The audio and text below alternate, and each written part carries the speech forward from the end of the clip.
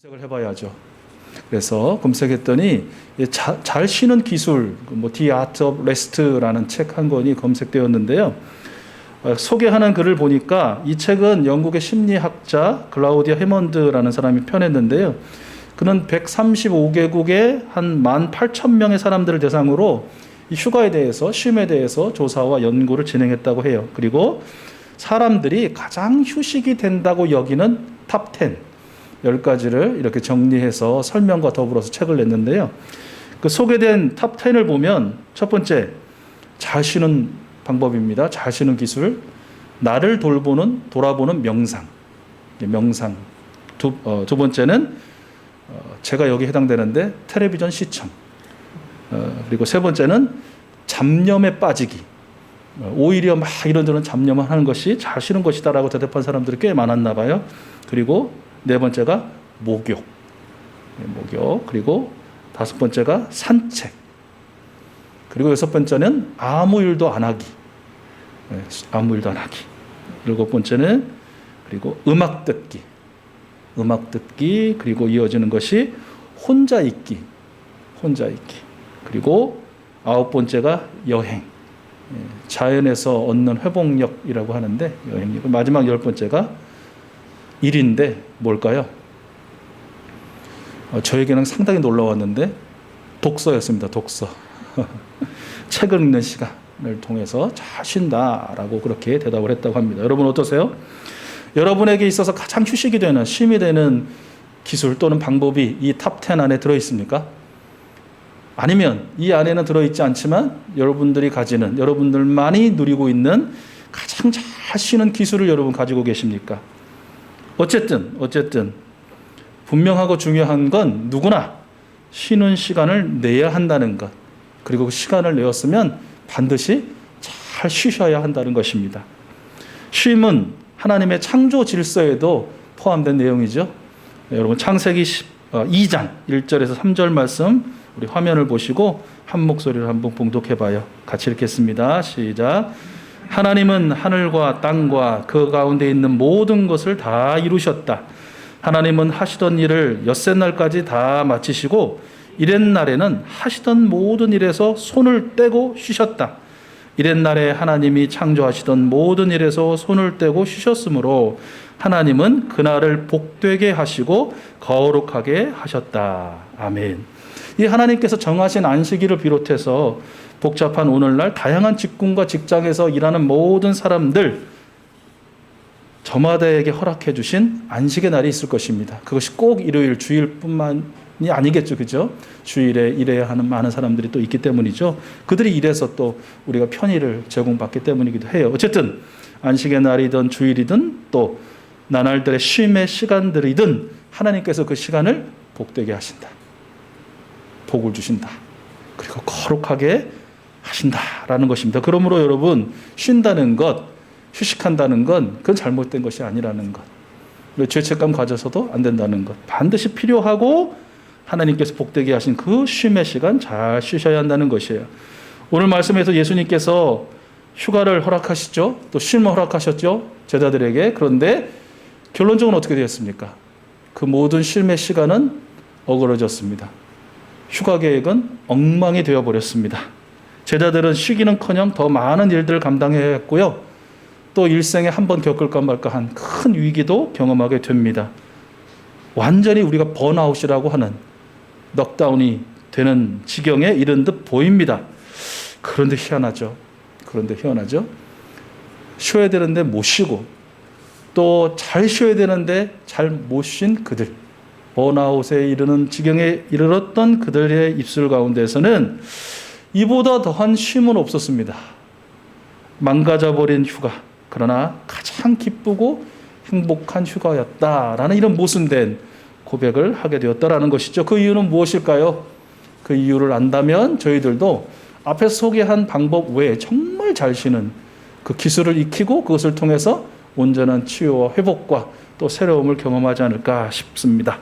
30절 말씀을 보면 사도들이 예수님께 몰려와서 자기들이 한 일과 가르친 일을 그에게 다 보고했다라고 기록되어 있죠. 그러니까 그 전에 예수님께서 뭔가 이들에게 미션을 주신 것이에요. 어떤 미션을 주셨는가? 12 제자들을 예수님께서 2인 1조로 편성해서 파송하십니다. 세상에 둘둘씩 짝을 져서. 파송의 목적은 두 가지예요. 하나는 세상에 하나님 나라의 복음을 선포하라. 첫 번째. 두 번째는 많은 병자들을 치유해 주라. 이 두 가지 목적이셨습니다. 그러면서 하나님 나라를 선포하고 많은 사람을 치유하거라 라고만 하시지 않고요. 그리 할 수 있는 능력을 더해 주세요. 그들에게 꼭 필요한 능력, 악한 귀신을 제어하는 능력을 주시고 병을 고치는 권능과 능력을 또한 허락해 주십니다. 이게 은혜가 되죠, 여러분. 이 말씀에 하나님께서 오늘날 저와 여러분 이 땅에 하나님의 아들과 딸로 살아가게 하시면서 알아서 살아. 아니에요. 잘 살아낼 수 있는 능력을, 힘을, 또 위로를 저희들에게 베풀어 주셨다. 이미 우리는 그것을 받았다. 그 능력으로 살고 있다는 것이 얼마나 은혜됩니까? 어쨌든 제자들은 예수님께서 주신 이 능력 외에는 아무것도 가지지 않고 세상을 향하여 나아가죠. 그리고 오직 주님의 능력과 주님의 이름으로 회개하라 외치고 하나님 나라의 복음을 선포합니다. 귀신을 쫓아내고 수많은 병자들의 병을 고쳐 주었습니다. 이 일을 다 마치고 너무너무 신나서 돌아온 것이죠. 몰려 나왔다라고 표현할 만큼 저마다 발걸음에 정말 땀나게 확 달려와서 예수님 곁으로 모여들은 것입니다. 얼마나 피곤했을까요? 얼마나 지쳤을까요? 그래야 그들은 그 모든 것들을 다 잊어버리고 저마다 한 일과 각자가 경험한 놀라운 표적과 기사들에 대해서 자랑을 잔뜩 넣어서 이렇게 떠들어댑니다. 신나게 보고합니다. 예수님은 그 흥분한 제자들을 바라보시면서 참 한편으로는 기특하고 사랑스럽고 그리고 또 측은하기도 하셨던 것 같아요. 그래서 이렇게 말씀하셨죠. 야, 정말 너희들이 자랑스럽다. 고생했다. 내가 너희에게 미션 수행 부탁했는데 정말 완벽하게 해냈구나. 자, 그러니 이제 외딴 곳으로 가서 너희들 좀 쉬어라. 내가 보니 밥도 제대로 못 먹고 영양 상태도 완전히 깨져버린 것 같으니까 많은 사람들이 오고 가지 않는 정말 외딴 곳 한적한 곳에 가서 음식도 적절하게 취하면서 원기도 보충하고 또 지친 몸도 편안하게 쉬게 하면서 기력도 회복하거라. 그리고 너희들 함께 가서 서로 이야기들 나누고 또 경험들을 나누면서 서로 위로하고 지지하고 또 팀워크도 확인하고 뭔가 좀 새로운 그런 활력을 얻기를 바란다라고 말씀하신 것 같아요. 예수님께서 잘 쉬라고 일러주신 방법 처음에 말씀드린 것처럼 이걸 보면 아까 앞에서 소개한 탑 10의 내용들이 거의 다 포함되어 있는 것 같아요. 너희는 쉬어라 그래요. 그러니까 쉬지 않아도 되는 사람은 없어요. 모두 쉬어야 돼요. 어떤 분들 저는 안 쉬어도 돼요. 이런 말씀 종종 하시는 분들 계시는데 아니에요. 다 쉬어야 돼요. 기계가 아닌 이상 또 아니고 기계도 쉬어야 되는데 사람은 오죽하겠어요. 사람 쉬어야 합니다. 그리고 따로라고 표현하시죠. 너희는 따로 시간을 내야 해요. 주어지는 거 아니에요. 내가 계획하고 또 질서 있게 쉬는 시간을 따로 마련해야 된다는 것이죠. 외딴 곳으로 가라고 그래요. 번잡한 곳, 사람들의 막내가 있는 곳 아니라는 것이죠. 여러분 그런 말 들어보셨죠? 어느 작가가 말씀하셨다고 집에서 쉬면 되죠. 굳이 집을 떠나서 호텔이나 이런 데 가느냐. 너무 큰 차이가 있다고. 무슨 차이요? 집에서 쉬는 건 쉬는 게 아니다. 왜요? 생활의 연속이기 때문에. 밥 먹어야 돼, 밥 차려야 돼, 치워야 돼, 빨래해야 돼, 애들 돌봐야 돼. 이게 휴가가 아니라는 거. 그래서 떠나라는 것이 외딴 곳으로. 그리고 쉬라고 말씀하세요. 적절한 영양의 음식 섭취를 통해서 밸런스도 맞추고 원기도 회복하라는 것이죠. 부족한 수면도 충분하게 채우라는 것이에요. 그러면서 공동체가 함께 쉬면서 우리에게는 가족이 되겠죠. 각자 경험한 주님의 놀라운 기적과 표적을 나누는 것도 일종의 잘 쉬는 방법이다라고 일러주신 것 같아요. 그런데 이 멋진 휴식, 쉼의 계획은 산산이 부서져 버립니다. 33절 말씀인데요. 여러분 함께 말씀을 보겠습니다. 예수님의 휴가 명령을 받아서 배를 타고 떠났던 제자들이 만난 광경이에요. 시작. 그런데 많은 사람이 이것을 보고 그들인 줄 알고 여러 마을에서 발걸음을 재촉하여 그곳으로 함께 달려가서 그들보다 먼저 그곳에 이르렀다. 제가 이런 상상을 해봤는데요. 이 상황은 마치 부부나 연인이 정말 어렵게 시간을 내가지고 둘만 비행기를 타고 멋진 휴양지에 딱 내렸어요. 그래서 입국 수속도 잘 받고 딱 문이 열리는 순간 각자의 친구 10명씩이 웃으면서 어서 와라고 기다리는 그런 형국이라고 할까요? 당장 그냥 뒤돌아서서 타고 왔던 비행기를 타고 다시 집으로 돌아가고 싶은 그런 형국이죠. 제자들도 마찬가지예요. 멀리 쉬러 가는 저 멀리의 사람들이 막 구름대처럼 몰려있는 것을 보고 야, 배 돌려! 이런 마음 왜 없었겠어요? 그런데 그 배는 그곳으로 정박하게 됩니다. 그리고 나서 어떤 일이 있었을까? 여러분 성경의 기록을 직접 읽어보도록 하겠습니다. 큰 세 가지의 사건이 이어지게 되는데 34절부터 56절까지 꽤나 긴 말씀이지만 여러분의 익숙한 내용이에요. 여러분 한번 한 절 한 절 제자들의 그 뭐랄까요? 심정에 여러분 한번 스스로 빙의해서 자, 그 전에 정말 피땀 흘려서 예수님의 미션 잘 수행했어요. 그리고 너무 뿌듯하고 자랑스러워요. 그러나 지쳤어요. 힘이 들어요. 예수님이 그것을 아시고 쉼을 허락하셨어요. 휴가를 명령하셨어요. 그래서 떠나왔어요. 그런데 웬걸 구름대 같은 군중이 눈앞에 있어요. 자, 그런 마음 가지시고 이어지는 이 세 가지 사건을 저희도 한번 경험하는 마음으로 읽어보겠습니다. 저 여러분 한 절씩 교독해요. 먼저 제가 34절 읽겠습니다.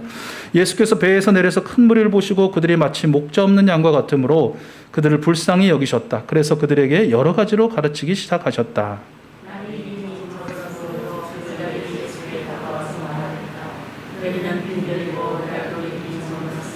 이 사람들을 해쳐 제각기 먹을 것을 사 먹게 근방에 있는 농가나 마을로 보내시는 것이 좋겠습니다.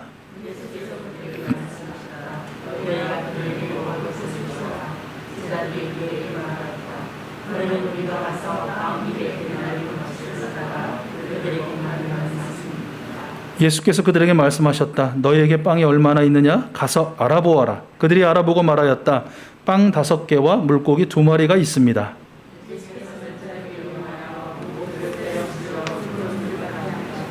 그들은 100명씩 또는 50명씩 때를 지어 앉았다.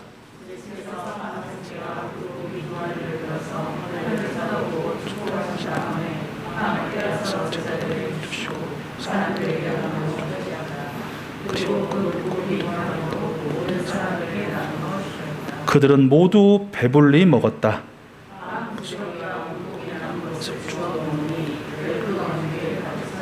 빵을 먹은 사람은 남자 어른만도 5,000명이었다. 예수께서는 곧 제자들을 재촉하여 배를 태워 자기보다 먼저 건너편 벳세다로 가게 하시고 그동안에 무리를 헤쳐 보내셨다.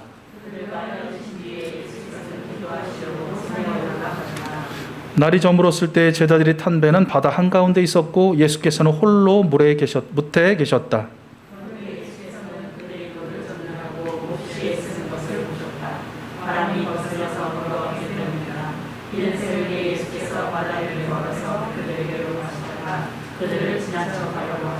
제자들은 예수께서 바다 위로 걸어오시는 것을 보고 유령으로 생각하여 소리쳤다.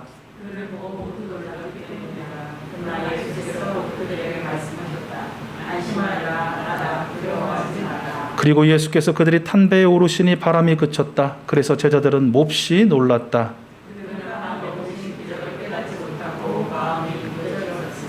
그들은 바다를 건너가서 게네사렛 땅에 이르러 닻을 내렸다.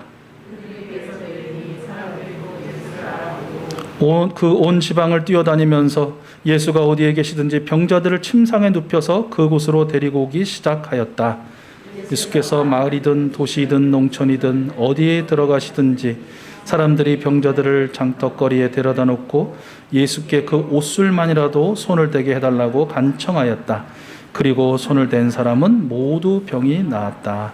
아멘. 이 숨가쁜 오병이어의 기적, 또 거친 풍랑의 환난과 죽음의 그 위기로부터의 구원, 그리고 수많은 환자와 병자들을 고치게 되는 이 사역들, 완전히 망가져버린 휴가 속에 경험한 기쁨과 행복이 가득한 그런 휴가의 시간이 아니었을까. 바로 저와 여러분도 이와 비슷한 경우를 한 번 이상씩은 경험하셨을 것 같아요. 길어봐야 직장인들에게 있어서 여름 휴가란 한 일주일 정도 아닙니까? 그런데 크리스천 직장인들의 이 여름 휴가 때 고민이 있어요. 어떤 고민이냐면 이 다음과 같은 선택지에 택 1 할 수밖에 없다는 거. 짜내도 겨우겨우 택 2 할 수 있을까라는 그런 고민이 있다는 거예요. 어떤 선택지가 있을까요? 멋진 휴가, 기쁘고 행복한 휴가를 위해서. 첫 번째, 여름 성경학교와 수련회에서 어린이들과 청소년들을 섬기는 시간. 첫 번째 선택지. 두 번째 선택지, 일손이 부족하고 젊은이들이 그리운 농어촌, 어르신들을 위한 농촌 봉사활동. 세 번째, 하나님 나라의 복음을 듣지 못하고 여전히 그 능력을 기다리고 있는 해외의 귀한 영혼들을 위한 해외 단기 선교.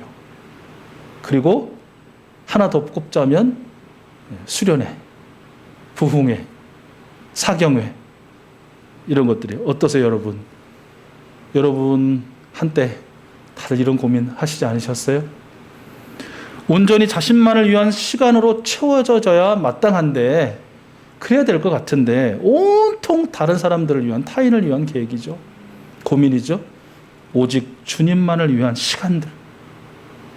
시간들이었다는 것입니다. 지친 몸, 더 지치고 힘든 시간들인데, 참으로 힘든 시간들인데, 그 마음과 영혼은 얼마나 기쁘고 즐겁고 행복한지. 그로 인해서 몸도 힘이 나고 또 새로워짐을 여러분 경험하지 않으셨습니까? 말씀드린 것처럼 저와 여러분 쉬어야 합니다. 쉼은 하나님의 축복이고 예수님의 명령이기도 합니다. 따로 시간을 내고 장소를 확보하고 또 맛있는 음식과 충분한 수면을 통해서, 또한 좋아하는 활동과 명상을 통해서, 또 사랑하는 사람들과의 속 깊은 이야기들을 나눔을 통해서 잘 쉬셔야 합니다. 그런데 정말 잘 쉬는 것 중에 정말 잘 쉬는 것, 최고의 쉼은 저와 여러분 우리의 주님을 경험하고 주님을 묵상하는 것이다라는 것이에요. 결국 누가 우리를 먹이시는가? 누가 나를 먹이고 우리 가족을 먹이고 우리 교회 공동체를 먹이고 이 사회를 먹이고 이 국가를 먹이고 민족을 먹이고 열방을 먹이시는가? 충분히 배불리 먹이고도 남음이 있을 수 있도록 먹이시는 분이 누구인가라는 것을 경험하고 묵상하는 것이죠.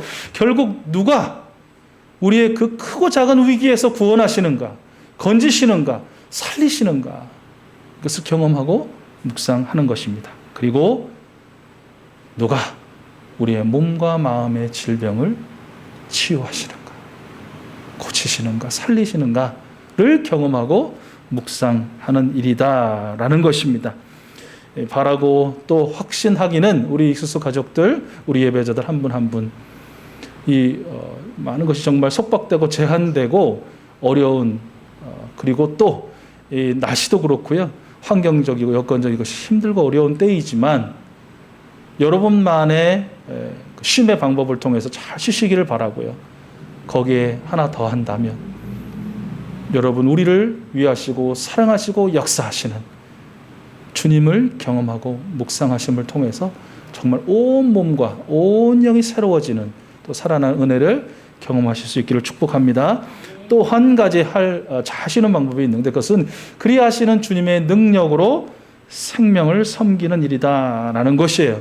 우리 제자들이 경험한 것이죠. 자신의 몸은 힘들고 지쳐도 50명씩 100명씩 막 떼져 있는 사람들에게 정말 신나게 빵과 물고기를 갖다 주었던 그들, 풍랑 속에 죽겠다 했지만 주님으로 말미암아 건진받은 그들, 또 몰려오는 사람들을 줄을 세우고 순서를 정하고 기름을 바르고 병고침의 큰 도구로 사용되었던 그들처럼 주님의 능력으로 주님의 이름으로 생명을 위하는 것, 섬기는 것이다라는 것이에요. 여러분 강화문 내거리에 가면 어떤 큰 그 서점이 있죠.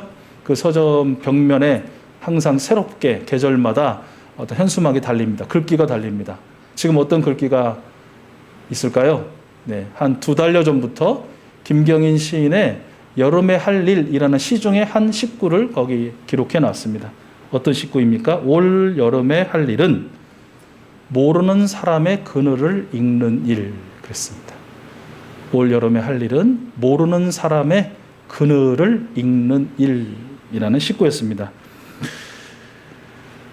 힘없이 학대로 쓰러져가는 모르는 우리 어린 아가들, 그 그늘과 눈물을 읽는 일, 현장에서 죽어가는 수많은 노동자들, 그들의 그늘을 읽는 일, 그리고 목숨 걸고 또 시민을 위해서 헌신하고 또 애쓰는 이름 모를 그들의 그늘을 읽어주는 일 등, 그늘을 읽고 반응하는 일이야말로 우리가 주님의 능력으로 이름으로 생명을 섬기는 것이, 이것이 잘 쉬는 최고의 방법이다라는 것이죠. 말씀을 정리하면서 저의 강한 확신을 여러분 나누고 싶습니다. 그것은 우리 익수수 가족들 한 분 한 분이 가장 어렵고 힘든 이 시기에 가장 기쁘고 행복한 쉼을 경험했습니다 라고 고백하고 자랑하게 되실 줄로 믿습니다. 그런 은혜를 경험하실 여러분을 축복하고 그런 은혜를 우리에게 베푸신 성삼위 하나님을 찬양합니다.